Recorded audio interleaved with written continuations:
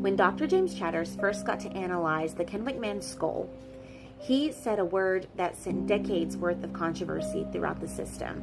In fact, he reported that Kennewick man's features were more Caucasoid, a term that set off alarm bells in both scientific and indigenous communities. Here's the thing.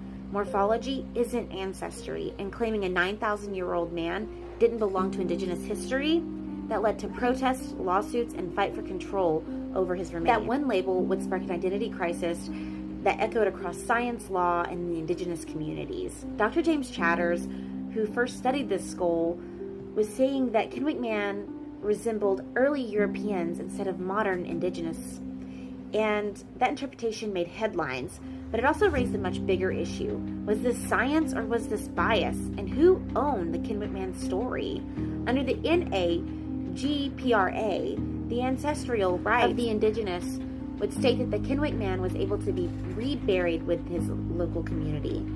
But under federal label, he wasn't indigenous. So where did the Kennewick man lie at this point? And why was this 9,000-year-old skeleton becoming the center of a courtroom battle between scientists and local indigenous tribes? This fight over identity, evidence, and ancestral rights. Come back for episode 3 to learn what happens.